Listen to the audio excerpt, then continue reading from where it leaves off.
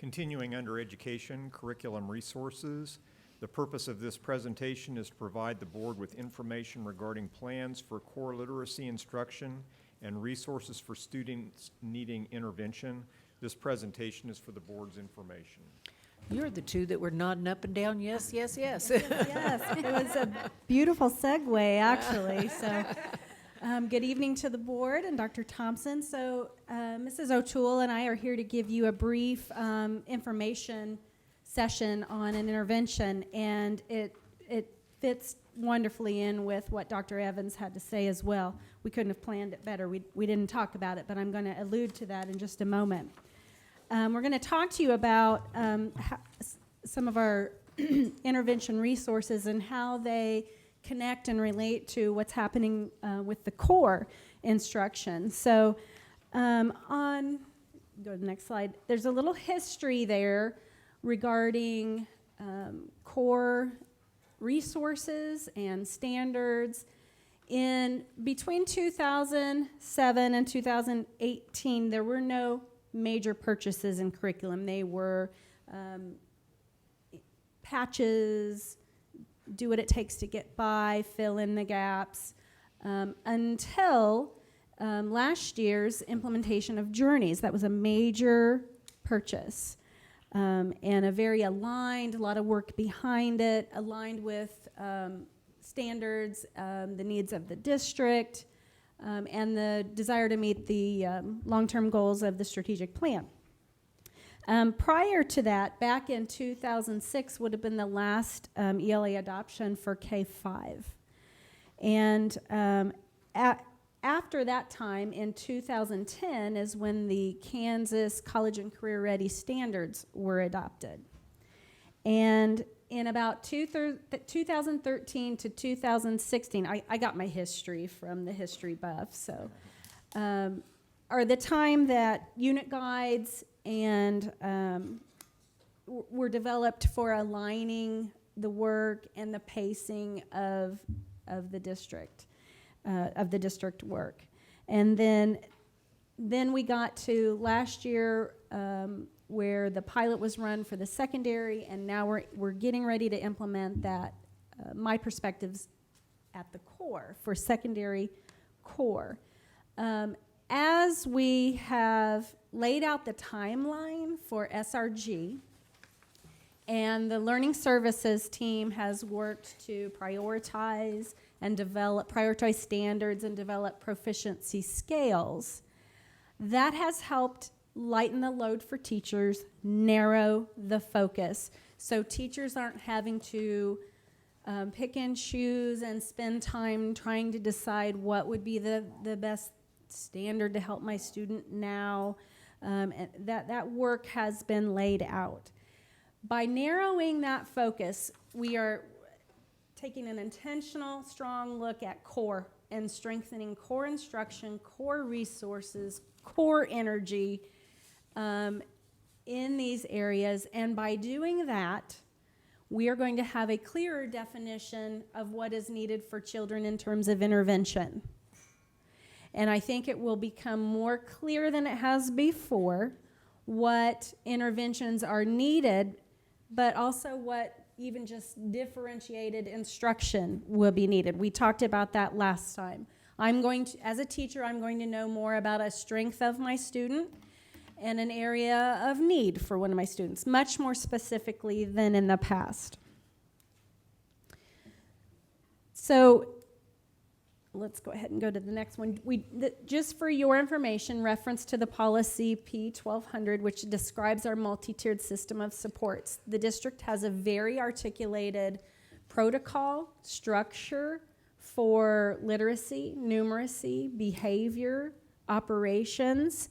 And we are looking at, if you look at item number 2 that's highlighted, district level standard protocols are in these areas, and I believe you have a sample in front of you of some protocols, and we're going to make reference to that in just a moment.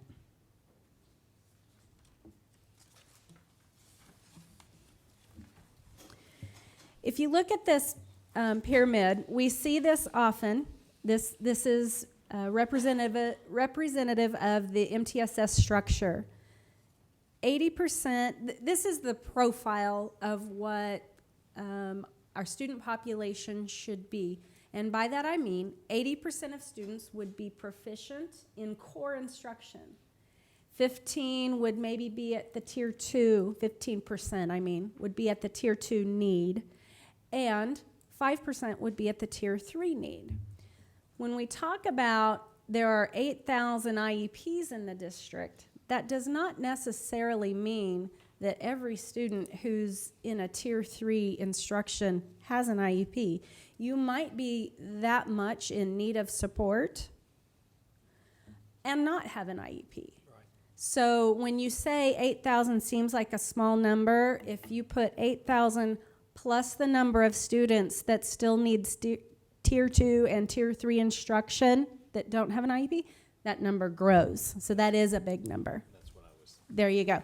And we have data that suggests that we don't have 80% of our students proficient in core content areas. So we have work to do. So we will know over time when we have more of an 80% proficiency in different areas, different pieces of data, that we're becoming more successful. Okay, so you should have in front of you a literacy protocol, and we have protocols that look like this for ELA, and like Dr. Geeson said, for ELA, math, behavior, and a few other areas. And one of the reasons for these protocols is to really articulate what we want all students to have access to at the buildings. So on the front of our protocols, this is an example of pre-K through 5. The front of the protocol lists all of the resources for core instruction. Now, we've done a good job of putting some things into place for our core instruction, but at the same time, we also continually look at what we're offering and using with our students that need more targeted instruction in tier 2 and tier 3. So on the back of our protocols, we typically list out in different areas. As you can see on this slide, we list what curricular resources we want teachers to be using in different areas. So this is elementary, and there are quite a few different things that our teachers use. And we have a literacy work group that we've talked about before, and along with the adoption of core curriculum, the literacy work group also each year they work to ensure that what we are offering students in tier 2 and 3 are viable options, and we evaluate their successfulness. And this is just an example of what tier 3 is. So you'll see that on our protocols we have certain resources for core, certain resources that we like to use for tier 2, and then for tier 3, and they all have different purposes. Now, at the secondary level for middle school and high school, we also have literacy protocols for them as well. And what we talked about earlier is for core, this year we're implementing for ELA the My Perspectives, and we've adopted a curriculum. At the same time, our literacy work group was also working on evaluating what we're using at our tier 2 and 3. So instead of showing you the protocol pieces, I listed out for you. These are the resources that we typically have used in tier 2 and tier 3 for both middle school and high school. So we have quite a few different resources available. And during the last year and a half, the literacy work group spent time really evaluating those resources, and we've discovered that there are some concerns with having the number of options available. For example, if you have a student that is working with Rewards Plus Science in one middle school, and then they go to another middle school, that may or may not be in their schedule. So one of the things that the literacy work group recommended was that we narrow the number of intervention items at the secondary level to support the mobility and to ensure that we had adequate professional development and training for teachers. So one of the things that we wanted to do was reduce the number of interventions in middle school and high school. So we're cutting the number of them, but then we also wanted to really focus on the ones that we knew we were being successful with. So we've crossed out on this slide the different resources. And the Lexia Power Up and Reading Plus is highlighted in green because that's one that we wanted to keep. So we did do that. And along with those recommendations, this is really what we came up with last year, is that at the middle school level, we would use Lexia Power Up and Reading Plus for Tier 2. And then we also adopted a program called iLit for Tier 3, and that would be used in all of our middle schools. And we've provided professional development, and we have plans for more professional development throughout the year. At high school, the recommendation was that we really just use Read 180 and System 44 for our students that need that extra support.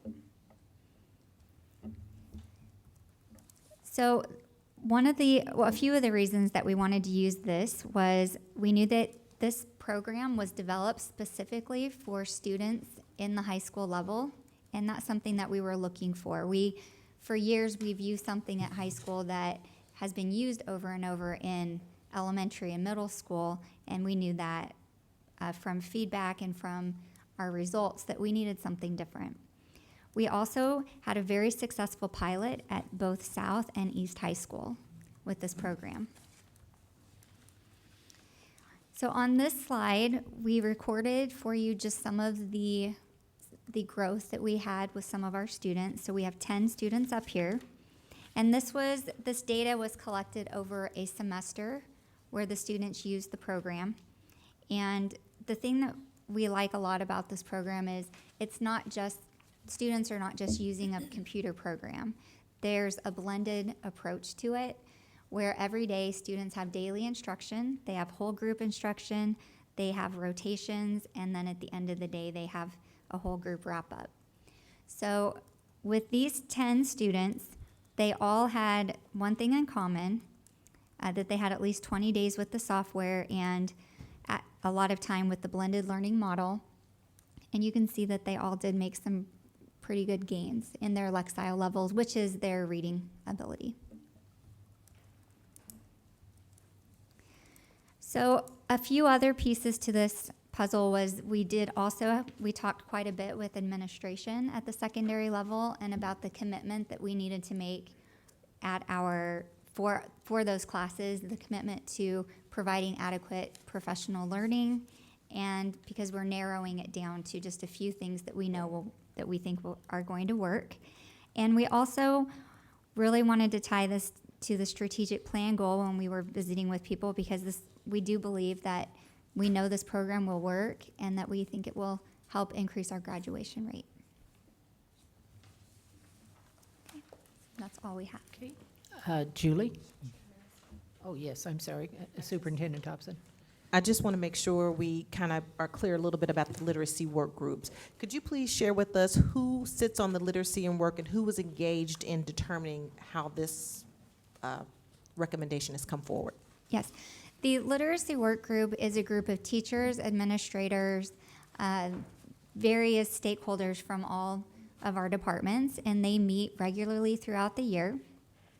And this group also makes sure that they identify focus groups and different stakeholders that need to be involved in the decision-making process. And I just want to make one other note as it relates to students that are falling through as a question that you asked about students falling through the cracks. I just want to be clear that, as she stated, she shared that tier 1, tier 2, tier 3, and there are kids that fall along that continuum.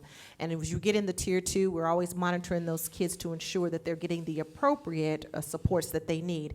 However, I also want to note that there are federal and state ramifications for over-identifying students in special education. So we want to ensure before we start putting special education on a student, we want to make sure that we've provided all of the interventions that we can to ensure that we're doing our due diligence before we move into any type of identification of a special education student. So that's what those tier 1, tier 2, and tier 3 allows us to be able to do along that continuum, just for just an added note.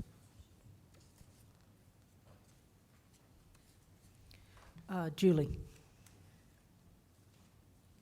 It looks like from your information here that you guys are being more focused in your resources at the secondary level. At the elementary level, are you still utilizing all of these resources that are listed? Yes, we do. Thank you. And want to clarify too that what had been on the secondary list wasn't always necessarily designed for a secondary student. Ernestine?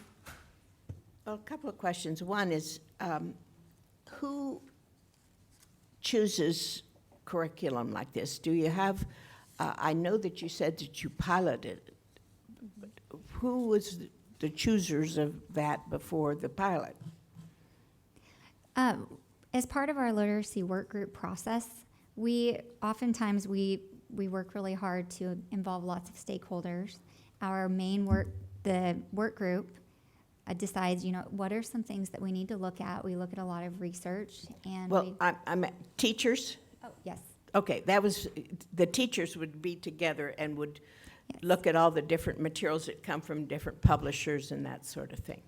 yes. Okay. Yes, that's always part of our process. We actually, Ms. Crable, we actually have a process in which we use in any curriculum that we select, whether it's interventions or whether it's a core curriculum. We have a process in which we select schools, teachers can volunteer, or there are opportunities also for us to ensure that we have this in a small school, a medium-sized school, a large school, Title I schools, non-Title I schools, so that we have a wide variety of representation of what this particular curriculum would do So they inside try of- it out before it's Absolutely, chosen. absolutely. And then they come back, and those folks that have used the specific curriculum have the opportunity to kind of showcase what is happening with that particular curriculum with their colleagues. And they kind of banter a little bit back and forth. I had that same experience, or this. Some of them even sometimes say, I didn't like this curriculum, it didn't work well, that kind of thing. And then we push those to the side, and then we really kind of get to the nitty-gritty of the best. So they rise to the top, and then those are how we then have top two, and then they kind of have the opportunity to determine which one that we will go with as a district. So again, there's lots of engagement and lots of time with that curriculum inside of a setting to determine if it's working and what are the outcomes we're getting in that pilot. And the teachers are the ones that have their hands on to try these all out. Yes, Okay. ma'am. The second question is, I didn't quite understand why that, like the rewards plus science and the rewards plus social studies all disappeared. Why you felt that was not needed or not appropriate. So during this process, we were finding that we had some schools that were using Rewards Plus in science and social studies, and really what was happening was when our students were mobile, they might enter that class not having had that at a previous school. And at the middle school and high school level, it really came down to mobility and what was working the best for students and what was something that we could really start to focus on. And so the teachers and the group chose to really just work on Reading Plus and Lexia. And the Read 180 and System 44 are a focus on vocabulary and comprehension along with phonological awareness skills. And those are skill gaps that we still see in secondary level, and we need to hit those hard. Okay, I just have a couple of follow-up questions to things that other board members have asked, but at the elementary level, we have a variety of things that are used for the students. But those are all available in every school, correct? Correct. So we can guarantee as our kids are mobile, they can move, the record will follow them, they'll know what they've been doing, and they can have the opportunity to do it at a new school. Yes. Okay, now a little bit about delivery, because at elementary, we actually have intervention time when kids are able to move to interventions times. At the secondary level, when we do the Lexia, because Lexia and the Read 180 are both computer programs. And when students, are they in a separate class for that? How do we manage that with them? So when we're working with those programs, we really want to focus on a blended model. So our trainings involve making sure teachers know how to use both the computer program, but then also we're doing a lot of stations and direct instruction and a lot of practice with students. So that might happen in an English class? Sometimes it does. We try to have specific courses that students can enroll in at the secondary level, and some buildings, each building is a little bit different with their schedules. Okay, but if they enrolled in it, it would be an elective credit? Yes. Yes? Mhm. So there, because we're going to get pushback from our students if we make them enroll in something that doesn't give them credit, correct? At the high school level, it is an elective credit, and that's something that we've been doing for quite a while, and that is something that when we talked about when the commitment from administration, it's, you know, we really want to we want to offer something for students to help them. Yeah. And so we're having those conversations with students. And Lexi has been around for a while, so a lot of our staff is trained on that already. Correct. Read 180 is relatively new. Have we had major trainings for that? We will have trainings for that. Okay. Oh, thank you. Another development that I think will be helpful is with SRG, we have in the neighborhood of 300 to 400 teachers that are wanting to pilot proficiency scales in the secondary environment. And so while we're developing that and they are piloting those things, that there's going to be some additional information for us to have about where gaps are potentially and where more intervention or focused intervention might be needed. So I think there's some additional information to come with that pilot as well. I see no other questions. Did you want to add anything, Dr. Thompson? I just want to make one note around, we will be coming back throughout the year on some of this stuff, but I really want to focus the attention that this year, as we move into the MTSS, multi-tiered systems of support system that we have within our school district, you know, a lot of times we have spent so much energy and effort just on our Tier 2 and Tier 3 students and really have not focused enough energy on that core, which is where 80% of our students reside. And so what you will see is that as you look through the materials again, you'll see that we're building an infrastructure with support, real strong emphasis on that core so that we can get those kids there and not let them get to the intervention stages. So that's kind of what you're seeing here is just kind of a recalibrating of our tiered systems and what's there, and then a refocus on the core, which is where we really need our biggest push to be in as we continue to keep kids from falling again through that crack because we've kind of put an infrastructure, a different type of infrastructure in place. Very good. I'm seeing no other questions. Thank you very much. We look forward to hearing the next presentation because this Thank is you. exciting work. We'll be back, I'm sure. Thank you. Next item, Mike.